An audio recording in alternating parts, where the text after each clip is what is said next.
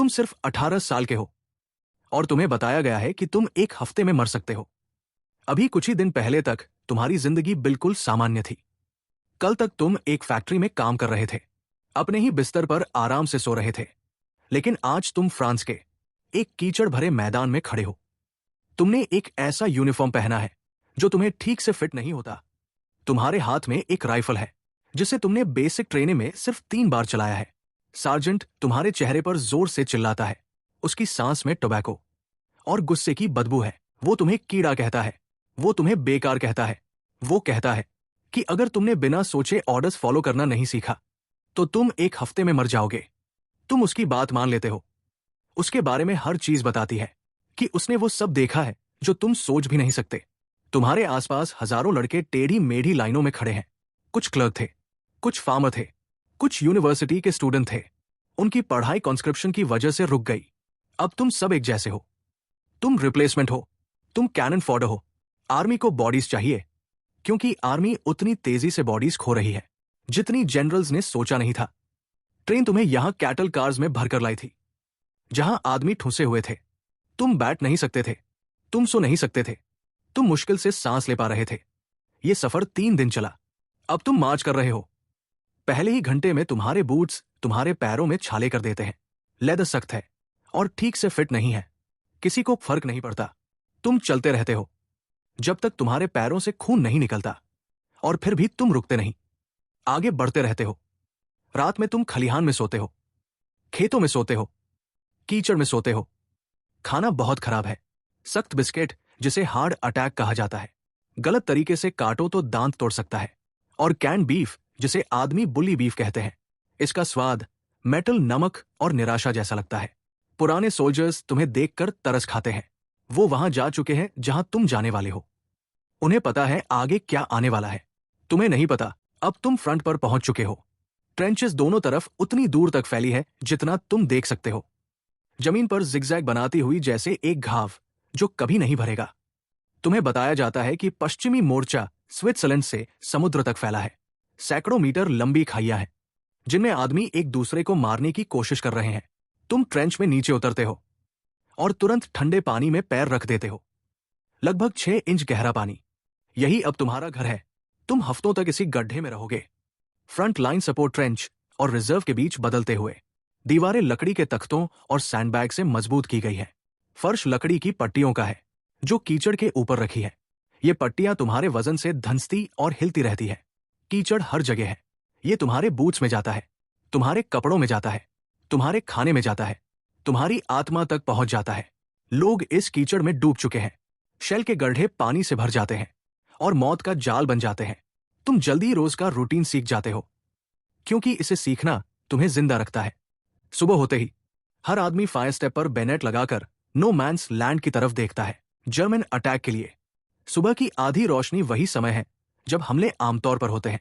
हमला अक्सर नहीं होता, लेकिन तुम फिर भी तैयार रहते हो क्योंकि जिस पल तुम ढीले पड़ोगे वही समय होगा जब वो आएंगे। फिर स्टैंड डाउन, नाश्ता और काम शुरू। तुम लगातार सैंडबैग भरते हो, शेलिंग से टूटी दीवारें ठीक करते हो और पानी बाहर निकालते हो जो तुम्हारे निकालने से ज्यादा तेजी से अंदर आता रहता है। चूहे हर जगह हैं।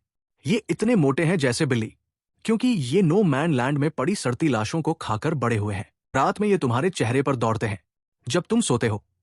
शुरू में तुम चिल्लाते हो, लेकिन एक हफ्ते बाद तुम चिल्लाना बंद कर देते हो। लाइस और भी बुरे हैं।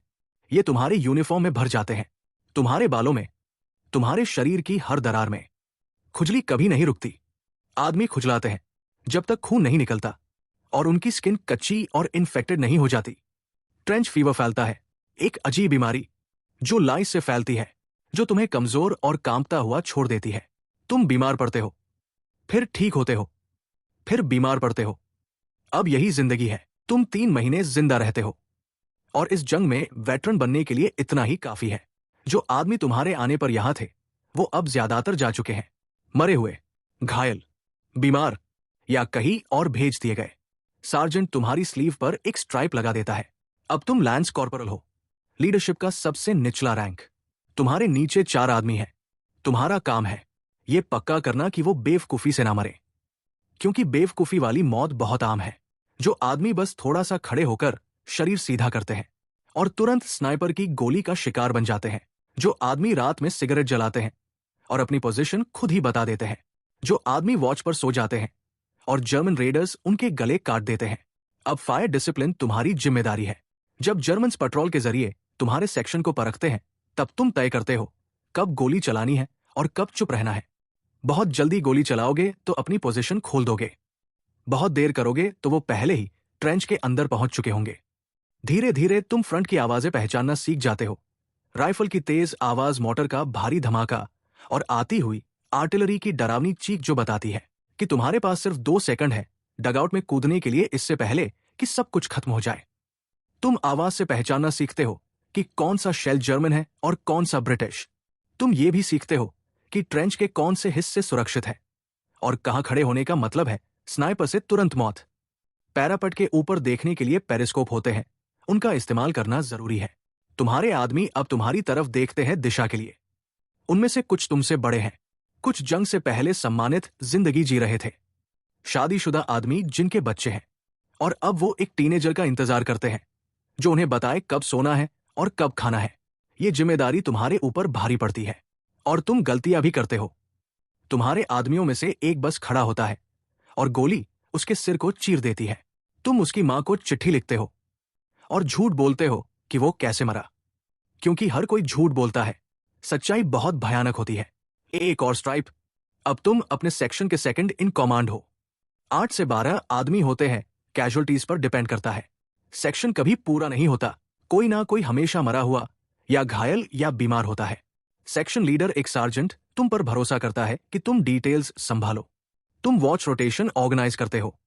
तुम पक्का करते हो कि एम्यूनिशन बराबर बांटा जाए। तुम राइफल्स चेक करते हो कि वो साफ है, क्योंकि गंदी राइफल जैम हो जाती है और जैम हुई राइफल अपने मालिक को मार देती है। तुम रात में नो मैन्स लैंड में छोटे पेट्रोल लीड करते हो, पेट के बल रेंगते हुए तारों के बीच अंधेरे में जर्मन आवाजें सुनते हुए।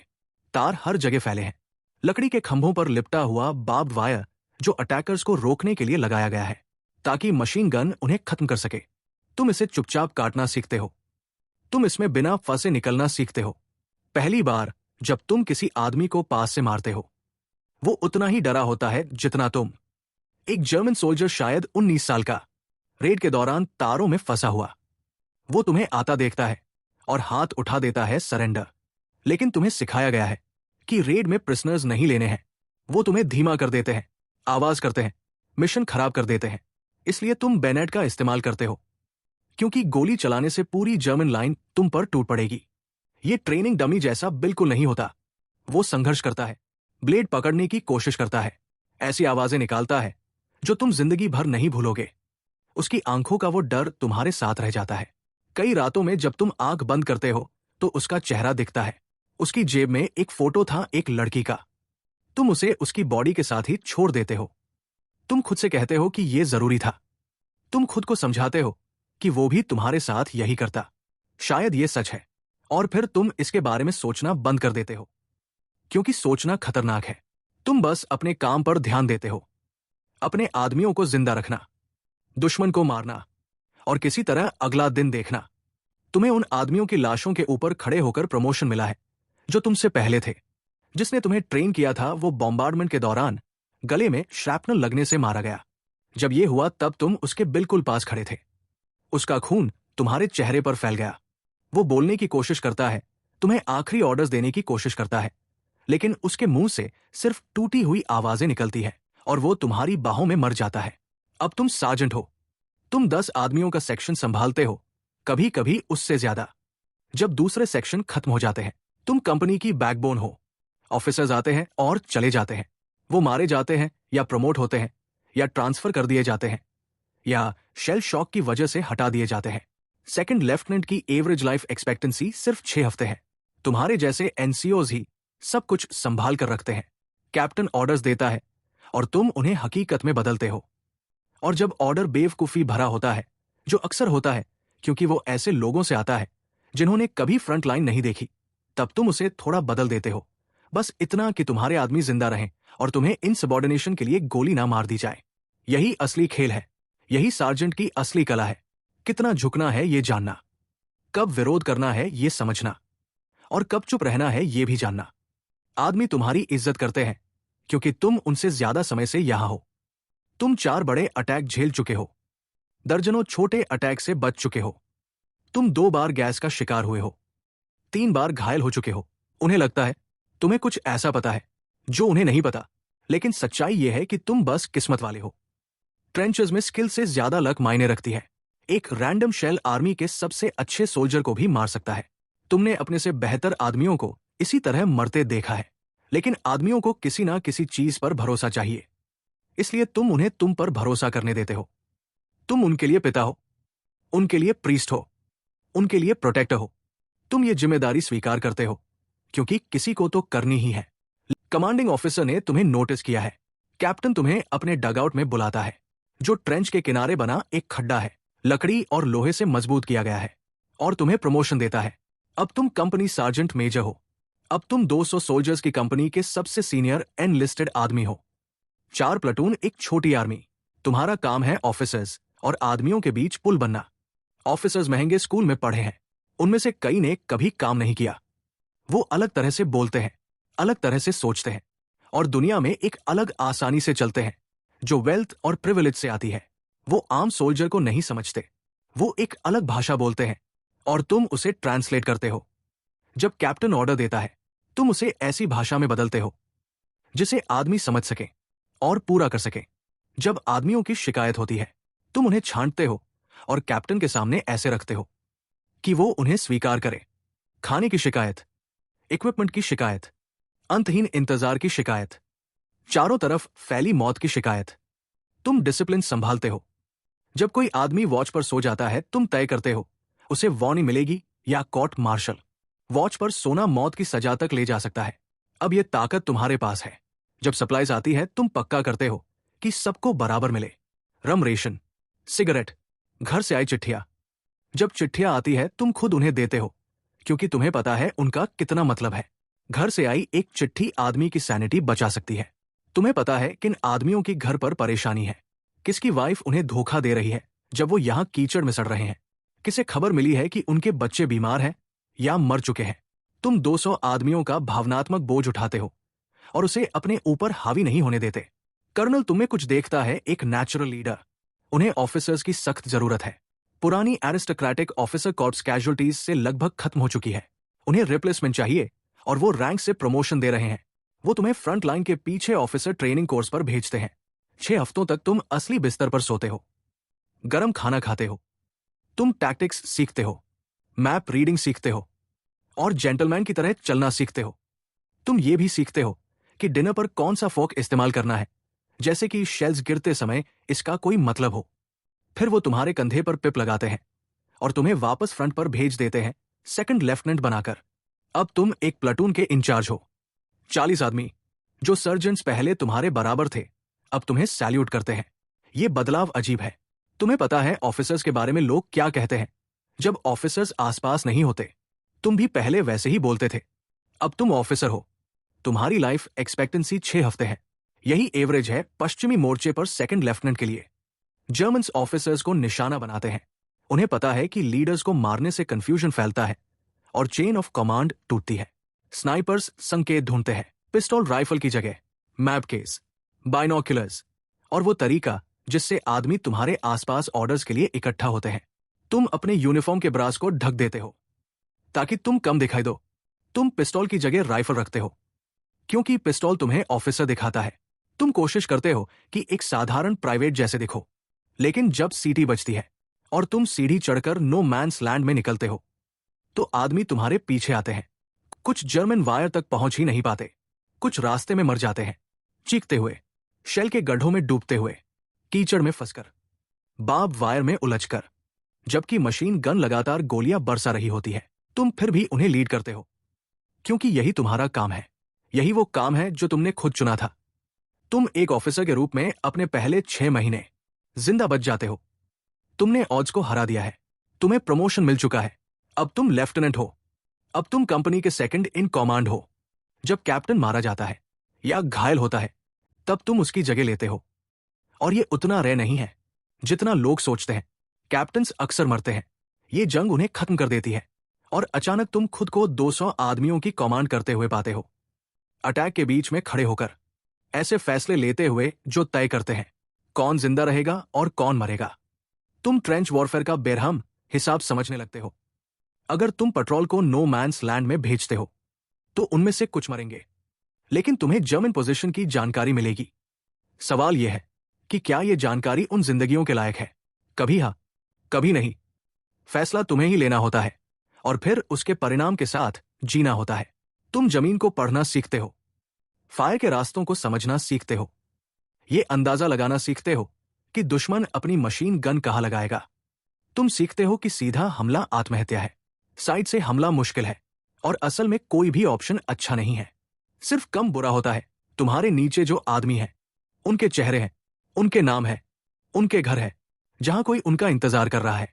तुम कोशिश करते हो कि उनके नाम याद ना करो, क्योंकि नाम याद करने से उनके मरने पर दर्द ज्यादा होता है, लेकिन फिर भी तुम उनके नाम सीख लेते हो। तुम खुद को रोक नहीं पाते, क्योंकि इस सब के बावजूद तुम अभी भी इंसान हो। अब तुम एक कंपनी कमांड करते हो, कागज पर 200 आदमी, असल में करीब 150। बाकी जगह नए रिप्लेसमेंट भरते हैं जो डरे हुए आते हैं और तुम्हारे उनका नाम सीखने से पहले ही मर जाते हैं। नए चेहरे जो एक दूसरे में मिल जाते हैं। तुमने महीनों पहले ही उन्हें याद रखना छोड़ दिया है। तुम्हारा काम है लाइन के एक हिस्से को पकड़े रखना। कुछ 100 गज कीचड़, तार और मौत। कोई खास जगह नहीं, कोई खास महत्व नहीं, लेकिन अगर तुम इसे खो देते हो तो तुम्हारे दोनों तरफ के आदमी खुल जाते हैं, इसलिए तुम इसे पकड़े रखते हो। तुम अपने प्लाटून को फ्रंट लाइन, सपोर्ट लाइन और रिजर्व के बीच घुमाते हो। फ्रंट लाइन सबसे खराब है, लगातार शेलिंग, लगातार तनाव जो कभी खत्म नहीं होता। सपोर्ट लाइन थोड़ी बेहतर है, वहां तुम ट्रेंच ठीक करते हो और सप्लाईज आगे ले जाते हो। रिजर्व लगभग शांत है, गर्म खाना, नींद, घर की चिट्ठियां। तुम धीरे धीरे लॉजिस्टिक्स एक्सपर्ट बन जाते हो। तुम सीखते हो कि एम्यूनिशन से ज्यादा खाना जरूरी है और खाने से ज्यादा पानी जरूरी है। आदमी भूखे लड़ सकते हैं, लेकिन पानी के बिना नहीं। तुम क्वार्टर मास्टर को रिश्वत देते हो ताकि तुम्हारी कंपनी को पर्याप्त मिले। हर कोई क्वार्टर मास्टर को रिश्वत देता है, यही जंग की अनौपचारिक इकोनॉमी है। तुम हर हफ्ते कॉन्डोलेंस लेटर लिखते हो। प्रिय मिसेस स्मिथ, आपका बेटा बहादुरी से अपने देश के लिए लड़ते हुए मरा। उसे दर्द नहीं हुआ, वो अपने रेजिमेंट और अपने परिवार के लिए गर्व था। लेकिन सच्चाई अक्सर इससे ज्यादा भयानक होती है। तुम्हारा बेटा नाश्ता करते समय शेल से उड़ा दिया गया। तुम्हारा बेटा हमारी लाइन के सामने ही कीचड़ में डूब गया और हम उसे बचा नहीं पाए। तुम्हारे बेटे ने खुद को गोली मार ली क्योंकि वो और सह नहीं सका। लेकिन तुम ये सच्चाई नहीं लिखते। कोई नहीं लिखता, क्योंकि झूठ ज्यादा आसान होता है। तुम्हें बटालियन स्टाफ में प्रमोशन मिल गया है। अब तुम एक बटालियन के सेकंड इन कमांड हो। 800 आदमी, 4 कंपनीज। तुम्हारा काम है ये पक्का करना कि सब कुछ स्मूथली चले। सप्लाईज, कम्युनिकेशन, आर्टिलरी के साथ तालमेल। अब तुम फ्रंट लाइन में कम और हेडक्वार्टर्स के डगआउट में ज्यादा समय बिताते हो, मैप्स को देखते हुए और रिपोर्ट्स लिखते हुए। तुम्हें यह पसंद नहीं है। तुम्हें लाइन की सादगी याद आती है। ट्रेंचेस में तुम्हें पता था कौन तुम्हें मारने की कोशिश कर रहा है। दुश्मन सामने था, लेकिन हेडक्वार्टर्स में खतरा अलग है। कर्नल जो फेल्ड अटैक का दोष किसी पर डालना चाहते हैं, जनरल्स जो इम्पॉसिबल टारगेट देते हैं और फिर तुम्हें दोष देते हैं जब वो पूरे नहीं होते, दूसरे मेजर जो प्रमोशन के लिए कॉम्पीट कर रहे हैं। ये पॉलिटिक्स थका देती है। तुम ये खेल खेलना सीख जाते हो। तुम रिपोर्ट को ऐसे लिखना सीखते हो कि हार भी आधी जीत लगे। तुम ब्लेम डालना सीखते हो, मौसम पर, जमीन पर या दुश्मन की अचानक आई रीइंफोर्समेंट पर, बजाय ये मानने के कि योजना शुरू से ही गलत थी। यही तरीका है स्टाफ ऑफिसर के रूप में जिंदा रहने का। तुम घंटों टेलीफोन पर रहते हो, आर्टिलरी कोऑर्डिनेट करते हुए। तुम अटैक को मिनट तक प्लान करते हो। तुम गिनते हो कितने शेल दुश्मन की ट्रेंच के हर हिस्से पर गिरेंगे।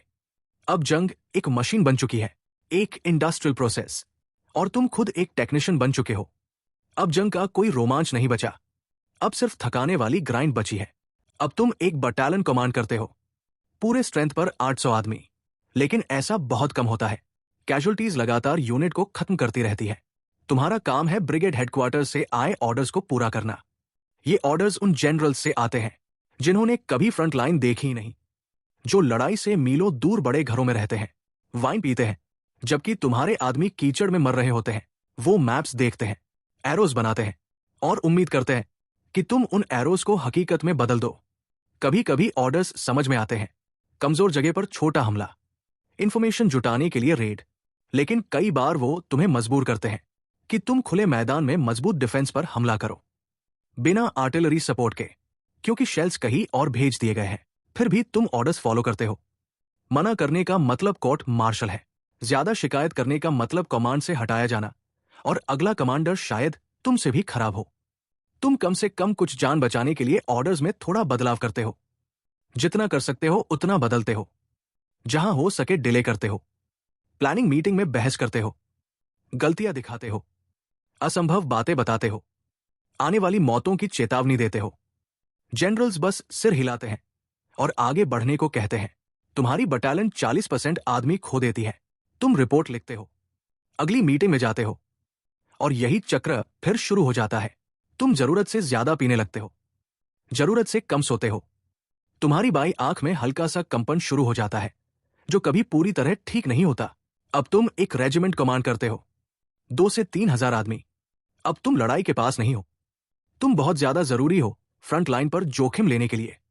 इतना सीनियर हो कि स्नाइपर की गोली पर बर्बाद नहीं किए जा सकते। तुम्हारा काम है अपने नीचे की बटालियन को कोऑर्डिनेट करना, ताकि वो मिलकर काम करें, और जहां जरूरत हो वहां रिजर्व्स भेजें। तुम्हारे पास बड़ा स्टाफ है, असिस्टेंट, और हर काम के स्पेशलिस्ट, सिग्नल से लेकर सप्लाई तक और मेडिकल इवैक्यूएशन तक। तुम फ्रंट से कई मील पीछे हेडक्वार्टर्स में रहते हो। तुम गन्स की आवाज सुन सकते हो, दूर गूंजती हुई गर्जना जैसी, लेकिन तुम्हें शेल्स महसूस नहीं होते। तुम रिपोर्ट्स पढ़ते हो, कैजुअल्टीज 127, कैजुअल्टीज 89, कैजुअल्टीज 203। धीरे धीरे ये नंबर्स अपना मतलब खो देते हैं। तुम हर एक को इंसान की तरह नहीं सोच सकते, वरना पागल हो जाओगे। वो स्टैटिस्टिक्स बन जाते हैं, यूनिट्स परसेंटेज बन जाते हैं। 60% पर बटालियन अभी भी लड़ सकती है, 40% पर उसे पीछे हटाकर फिर से बनाना पड़ता है। तुम ये फैसले ठंडे दिमाग से लेते हो, क्योंकि यही काम मांगता है।